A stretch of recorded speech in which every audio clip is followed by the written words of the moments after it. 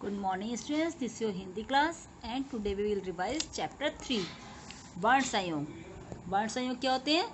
वर्ण संयोग हेतु स्वर के बदले हुए रूप को मात्रा कहते हैं। मतलब वर्ण संयोग में क्या होता है, स्वरों के बदला हुआ रूप जो होता है, स्वरों का बदला हुआ रूप क्या होता है, उनकी मात्राएं होती हैं।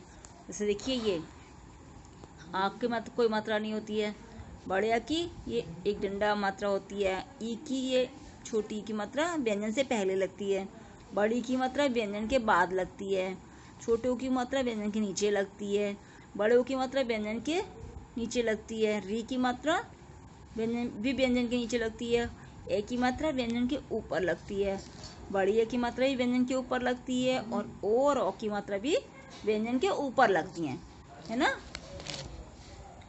व्यंजन से व्यंजन का मेल, जैसे हम आधे व्यंजन कैसे लगाते हैं, व्यंजन जिन व्यंजनों में पाई लगी होती है, आकर डंडा लगा होता है, उनकी पाई हटा दी जाती है, अगले व्यंजन को उससे मिलाकर लिखते हैं। जैसे पाई वाले व्यंजन कौन से होते हैं? ख, ग, घ, ड़, च, क, ख, ख, ग, घ, च, ज, व, ण, त, थ, ध, न, प, फ, प, ब, भ, म, य, ल, व, श और स हैं। ये सब क्या है? पाई वाले व्यंजन हैं। अब इनकी ऐसी वाली ये वाला पाई हटा दी जाती है, जैसे ये डंडा होता है ना, ये हटा दिया जाता है, तो ये इनको दो व्यंजन मिला के बन जाते हैं। इनको संयुक्त व्यंजन भी कहते हैं, द्वितीय व्यंजन कहते हैं।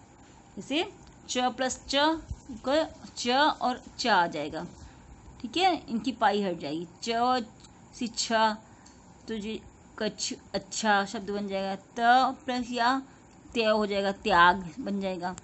जिन वर्णों में पाई नहीं होती है उन्हें पूरा लिखकर या तो उनके नीचे हलंत का चिन्ह लगाया जाता है, हलंत ये होता है, इसको हलंत लगाकर लिखते हैं, या उन्हें पूरा लिखकर अगले व्यंजन को उसकी शिरोरेखा हटाकर पहले लिखे वर्ण के नीचे लिख देते हैं। जैसे देखिए क्या है, भट्टी, तो इसमें ट में ये हलंत लग गया, फिर पूरा शब्द लिख दिया, पूरा अक्षर लिख दिया, तो भट्टी हो गया। और भट्टी ऐसे नीचे आधा टा लगा के भी लिख सकते हैं, ठीक है। द भी ऐसी दा लगा के हलंत नीचे लगाते हैं, या गद्दी ऐसे भी लिख सकते हैं, गद्दी, दा के नीचे दा लिख देते हैं, ओके। ऐसे ही रेफ की मात्रा क्या होती है, र का प्रयोग होता है व्यंजन के ऊपर, जो र स्वर रहित होता है तो उसे उस व्यंजन के ऊपर लगता है जिसमें पहले ये बोला जाता है, जैसे कर्म, धर्म, तो ये इसमें र ऊपर लगता है, और व्यंजन के नीचे ट और डा के साथ र इस रूप में लगता है। ऐसे र तीन तरह से लगता है ना, ऐसे भी लगता है, वर्ण के नीचे जोड़ दिया जाता है, जैसे ट्रक, ट्रक में नीचे ऐसे र लगेगा, राष्ट्र लिखने में ऐसे लिखेगा, ट्रेन लिखने में भी ऐसे लगेगा, और कर्म धर्म वाले शब्दों में ऊपर लगता है।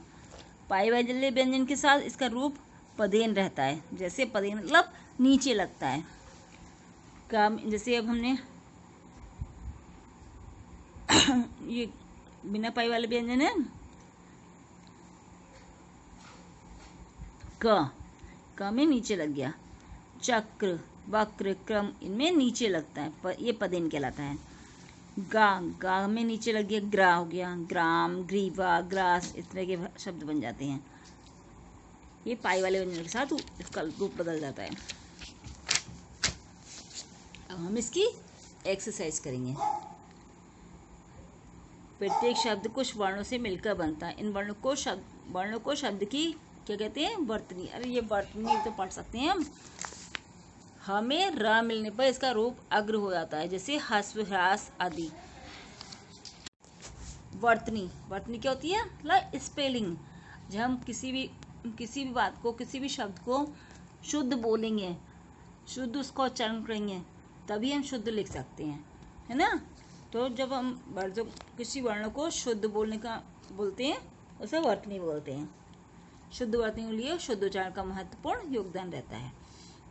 और अशुद्ध बोलेंगे तो हम जब अशुद्ध बोलेंगे तो अशुद्ध ही लिखा जाएगा, और अशुद्ध किसी की समझ में नहीं आएगा।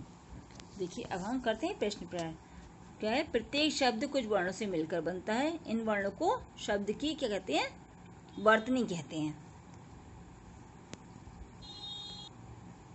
नंबर 2 है शुद्ध वर्तनी के लिए शुद्ध डैश का महत्वपूर्ण योगदान होता है। किसका? शुद्ध उच्चारण का। नंबर 3 है ई की मात्रा व्यंजन से पहले लिखी जाती है।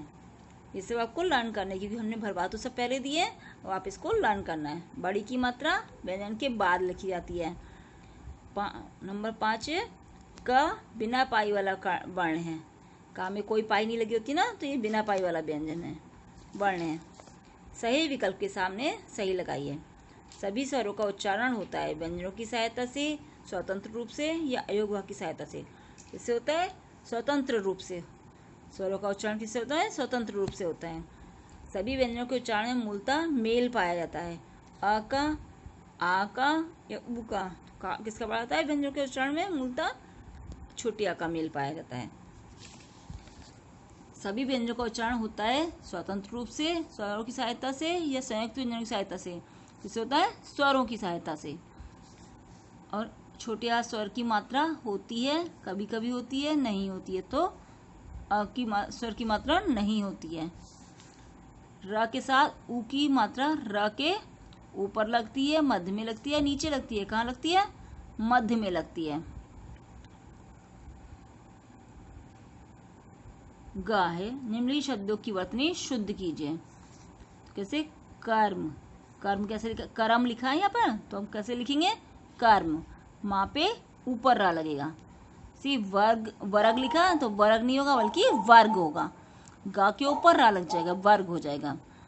प्रथम, प्रथम में नीचे पदेन लग जाएगा, पा में पदेन र लग जाएगा तो प्रथम हो जाएगा। पृथक में भी नीचे र लग जाएगा, ठीक है। धर्म, धर्म में भी धर्म, माँ के ऊपर र लगेगा। और उच्चारण में यहाँ पे क्या आ जाएगा? आधा चा आ जाएगा। उच्चारण होता है ना, उच्चारण थोड़ी होता है। निर्वाहा, निर्वाहा में वा के ऊपर र आ जाएगा। रुपया में ऊ की मात्रा जो है र के पीछे लगेगी, तो ये मध्य में लगेगी। अब क्या है? घा। निम्नलिखित वर्णों को आधा लिखिए तो उनके मेल से शब्द बनाइए। देखिए जैसे गन्ना, छज्जा, जज्जा, कतना, कृतघ्न, मक्का, ये आधा से आधा अक्षर है ना, इनको मिलाकर रस्सी बन गई। खा से आधा खा से मिला के ख्वाजा बन गया। हा से मिला के जिह्वा बन गया। पा मिला के प्लेट हो गया। बा आधा बा से अब्बा बन गया। बा आधा बा से वेल बन गई। इस तरह से चश्मा, आधा शा हुआ तो चश्मा हो गया। आधा ता है तो रत्न लिख गया। ला, आधा ला है तो लल्लन हो गया। ड़ा है तो पुण्य, फा है तो दफ्तर बन गया। इस तरह के शब्द बन गए। ये आपको सब पढ़ने और लर्न करने हैं, ठीक है। ये सब आप अपनी कॉपी में लिखेंगे और इसको अच्छे से लर्न करेंगे। जो ना समझ में आए वो आप मुझसे पूछेंगे और ये अपनी बुक में अच्छे से भर के बिल्कुल शुद्ध और साफ राइटिंग में लिखेंगे, तभी आपकी समझ में आएगा। Okay, thank you and have a nice day.